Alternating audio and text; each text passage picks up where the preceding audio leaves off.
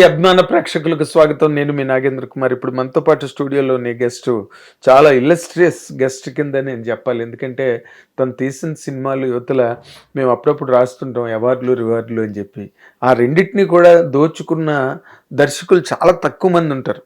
And ఆయన తీసిన colour photo cinema కానీ ప్రొడ్యూస్ చేసింది, అలాగే బేబీ డైరెక్ట్ చేసిన సినిమా, ఈ 2 సినిమాలు కూడా అసలు ఎంత బ్రహ్మాండమైన సెన్సేషన్ క్రియేట్ చేసి, ఆ సినిమాల్ని ఎంతమంది వెనకాతల వాళ్ళు ఫాలో అయ్యారు, ఎంత పారాడైమ్ సెట్ చేసి ఆ 2 సినిమాలు.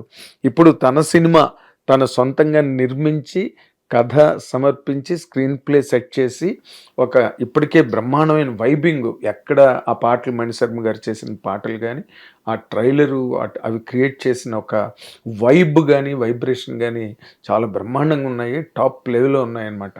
ఇంకా ఇంత చెప్పాక నేను ఆయన పేరు చెప్పను, కేవలం కస్టమర్ సేక్ చెప్తాను. డైరెక్టర్ సాయి రాజేష్, ఇప్పుడు నిర్మాత సాయి రాజేష్గా ఇప్పుడు ఈ ఇంటర్వ్యూ కోసం వచ్చినందుకు మీ అందరి తరఫున నేను ఆయనకు పర్సనల్గా థ్యాంక్స్ చెప్తున్నాను. And also on behalf of you I welcome him to this program. నమస్తే సాయి రాజేష్ గారు. నమస్తే సార్. నమస్తే. కానీ మీరు ఫస్ట్ ఆఫ్ ఆల్ చాలా థ్యాంక్స్ అండి. ఎందుకంటే మీకు ఫీల్ అయి నువ్వు ఇబ్బందిగా ఉంది మీరు పోనీ నువ్వు నీకు నాకున్న చనువు అనుబంధం అన్నీ పురస్కరించుకుని నువ్వు ఇలాంటి చాలా థిక్ షెడ్యూల్లో 24వ తారీఖు రిలీజ్ పెట్టుకుని ఎంత హడావిడి ఉంటుందో నాకు తెలుసు. అలాంటి దాంట్లో కూడా టైం వెచ్చించి స్టూడియోకి వచ్చి ఇంటర్వ్యూకి ఇచ్చినందుకు ఫస్ట్ ఆఫ్ ఆల్ మా వ్యూవర్స్ అందరి తరఫున, నా తరఫున నీకు నేను థ్యాంక్స్ చెప్తున్నా రాజేష్. Thank you sir. అంటే నాకు బేబీ టైంలో మీరు ఇచ్చిన మోరల్ సపోర్ట్ కానీ, మీరు చేసి పెట్టిన ప్రమోషన్ కానీ, ఎవ్రీథింగ్ నాకు చాలా గ్రాటిట్యూడ్ ఉంటుంది మీ మీద. అందుకే యూజువల్లీ నేను రిలీజ్ ముందు కానీ తర్వాత కానీ చాలా తక్కువ ఇంటర్వ్యూస్ ఇస్తాను. అసలు వీటిలో అయితే ప్రమోషన్ దాంట్లో కూర్చోను. కానీ మీరు నాకు ఇంటర్వ్యూ కావాలి అన్నాక ఇంకా పరిగెత్తుకొని 5.1లో కూర్చోని ఉన్నాము. సరే అట్లీస్ట్ ఈ ఇంటర్వ్యూ అన్నా ఇచ్చేసి వెంటనే పనిలోకి వెళ్ళిపోతాం. Great great. This is a great honour to our profession, personally and professionally also. Thank you so much. ఎందుకంటే బేబీ సినిమా నేను ఇప్పటికీ దాని తాలూకు వైబ్రేషన్ నా మనసులో ఉంటుంది. ఆ సినిమా ఎంత గొప్ప స్క్రీన్ ప్లే, ఎంత గొప్ప కంటెంట్ని అంత జాగ్రత్తగా ఏదో పల్లకి ఎక్కించి తీసుకెళ్ళిన ఒక పెళ్లి కూతుర్ని ఎంత సజావుగా నాజుగ్గా తీసుకెళ్తారో, ఆ కథని అంత గొప్పగా అసలు అలా వెళ్తుంటే ఏదో మనుషులు మారాలి సినిమాలోని కొన్ని సీన్లు చూస్తే భయం వేస్తుంది మనకి. అలాగా సినిమా భయం వేసింది. ఆ ఆడపిల్ల జీవితం ఏమైపోతుందో ఈ ఈ సిటీ సివిలైజేషన్లో ఈ ట్రెండ్స్లో పడి అని చాలా చాలా గొప్పగా హ్యాండిల్ చేసావు రాజేష్. నిజంగా thank you. That will stay there for ever in the hearts of everybody was in that. And more importantly ఒక 100 crore క్లబ్లోకి తీసుకెళ్ళి ఆ సినిమాని చేర్చడం, జనం అంతలాగా నెత్తికెత్తుకుని సినిమాని బ్రహ్మరథం పట్టి, ఎవరు ఇదేదో ఇంకో రకమైన సినిమా 100 కోట్లు కాదు, అది ఎంత బాధాతప్తమైన సినిమా అది.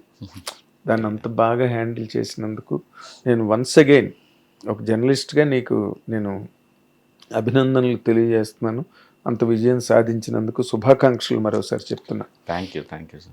ఇప్పుడు ఇక్కడ నువ్వు మళ్ళీ ఇదేదో అలాగే గుండెలు పిండేసే సినిమావే, నువ్వు ఇలాంటి కథలేం రాస్తావా?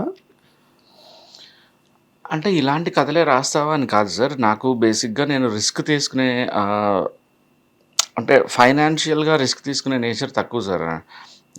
మామూలుగా తెలుసు మీకు సినిమా ఇండస్ట్రీలో ఎలా ఉంటుందంటే, ప్రొడ్యూసర్లు ఒక 10 బ్లాక్ బస్టర్లు తీసిన ప్రొడ్యూసర్లు కూడా సడన్గా ఒక ఫ్లాప్ వస్తే ఇంటికి వెళ్ళిపోతారు.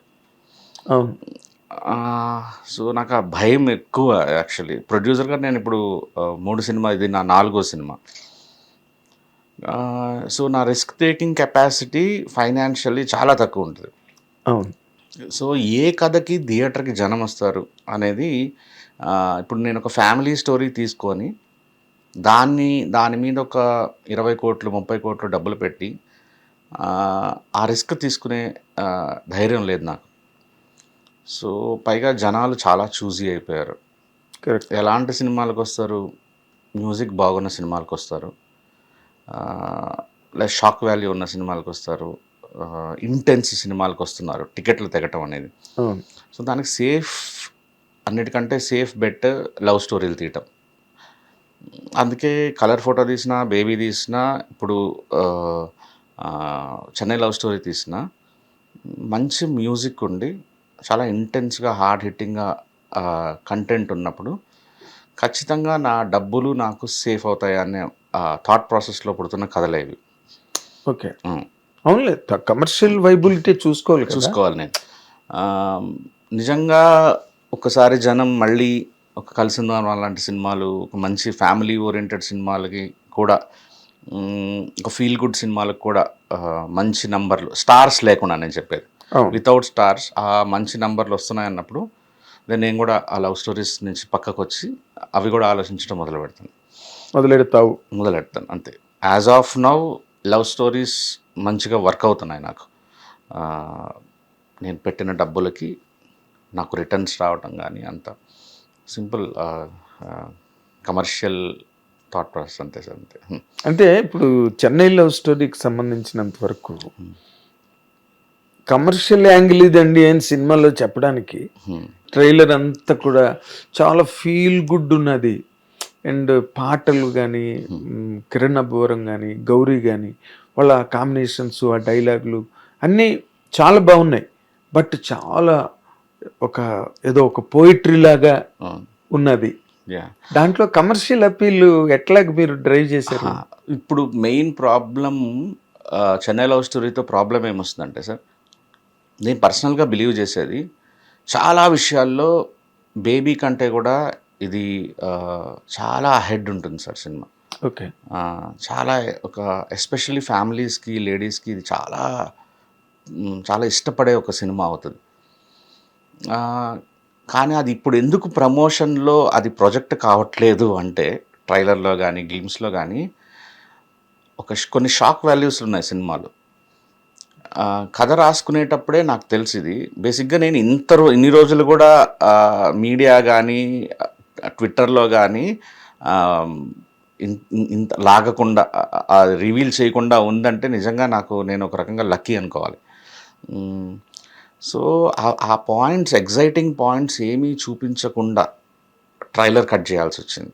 అదే ట్రైలర్ కట్ చేయని చేతులు ఎత్తేసానని చెప్పి నేను చేతులు ఎత్తేస్తాను. అందుకని నేను ఓన్లీ బ్యాక్గ్రౌండ్ స్కోర్ తప్ప ఈ బ్యాక్గ్రౌండ్ స్కోర్ స్టార్టింగ్ పోర్షన్ చాప ఇవన్నీ ఆ ఒక పోర్షన్ తప్ప మిగతా అంతా ప్రొడ్యూసర్స్ కూర్చొని, డైరెక్టర్ కూర్చొని చేసింది.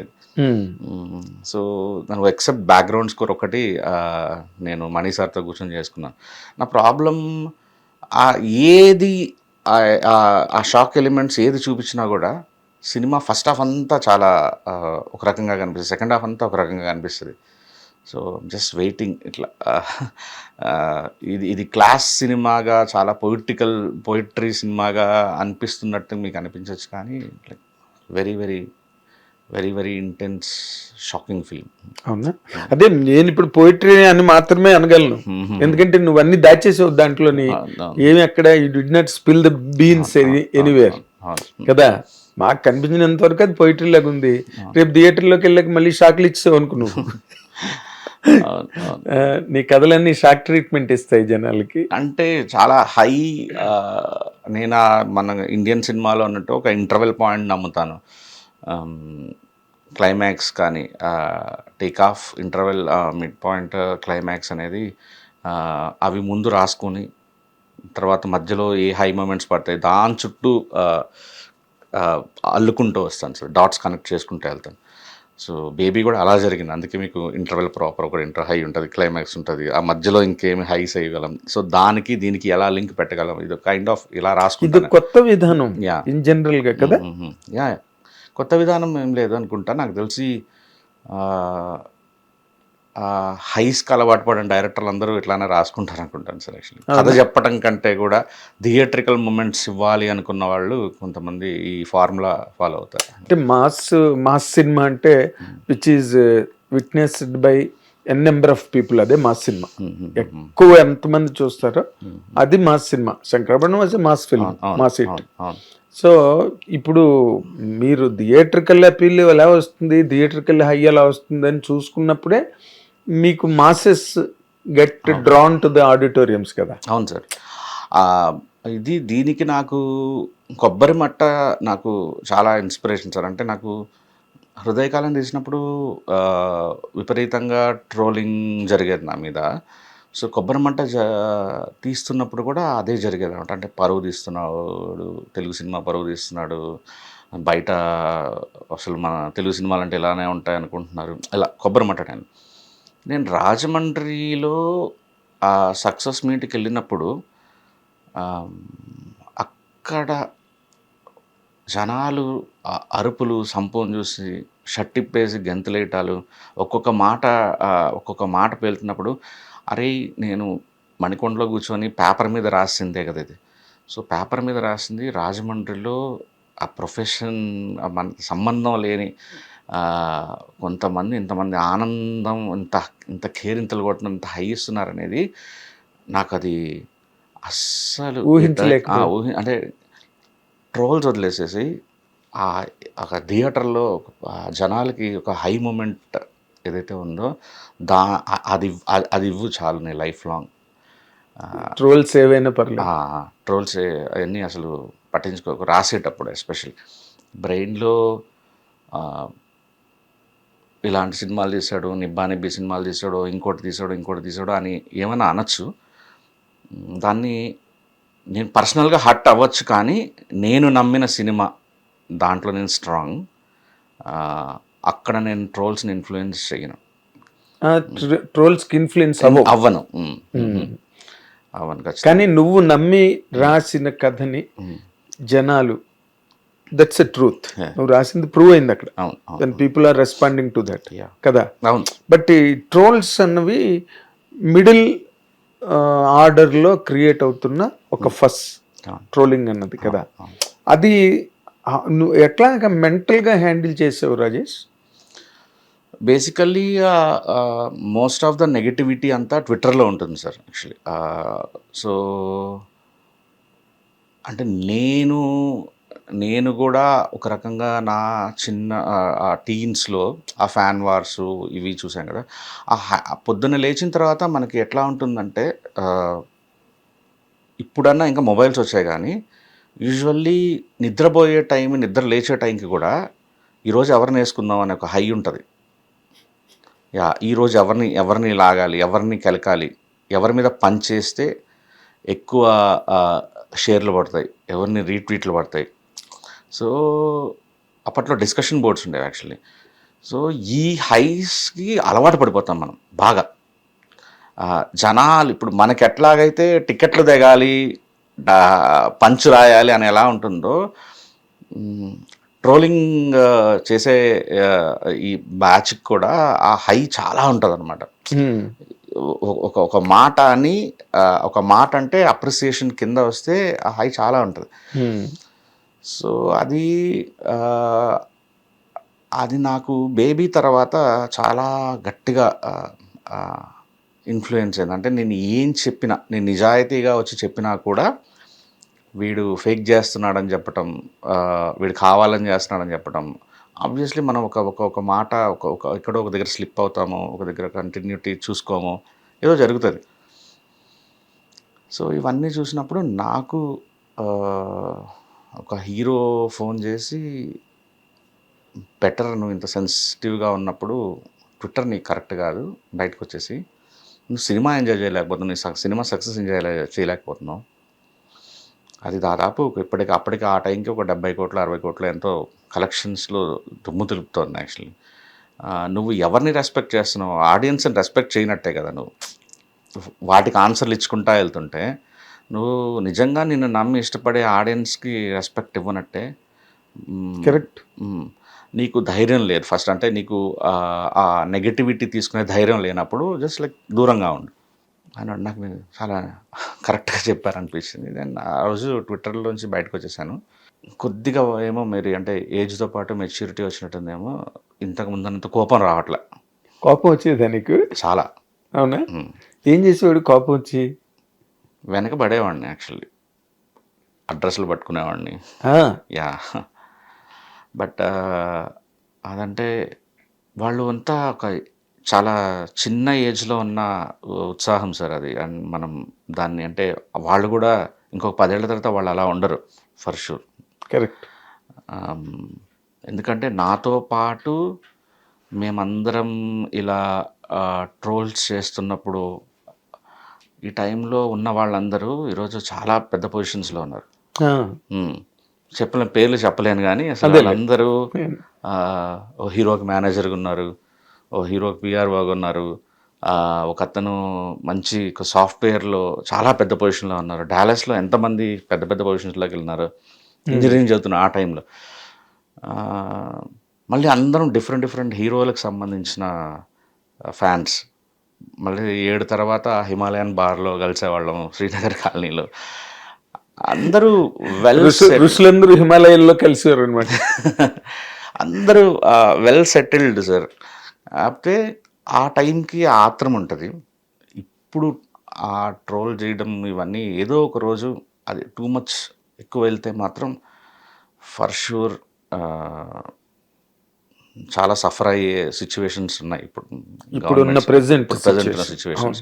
అది జాగ్రత్తగా ఉండాలి. ఇంకా ట్రోలర్స్ అందరూ జాగ్రత్తగా ఉండాలి. ఎందుకంటే మొన్న ఆవిడ అనిత్ గారు, AP state government Vangalapudi Anith గారు, ఆవిడ ప్రెస్ మీట్లో చెప్పారు దానికి వేరేగా ఒక టెక్నాలజీ, అంటే ఈ ట్వీట్స్ ట్రోలింగ్లు చేసే వాళ్ళ మీద వేరే దానికి ఏదో వేరే ఒక టెక్నాలజీ వాడి they can trace, they can track. ఏవో రాంగ్ హ్యాండిల్స్ అంటే డూప్లికేట్ హ్యాండిల్స్ నుంచి చేసేవాళ్ళు చాలా మంది ఎక్కువైపోతున్నారు కదా. దాని మీద ఆవిడ మొన్న ప్రెస్ మీట్లో ఆ మాట చెప్పారు ఆవిడ. అది ఇప్పుడు ఈ ప్రశ్న రావణ్ లాంటి వాళ్ళు వాటిని బాగా అసలు ఎలాగ ఎంత వరస్ట్ లెవెల్కి తీసుకెళ్ళిపోవాలో తీసుకెళ్ళిపోయారు.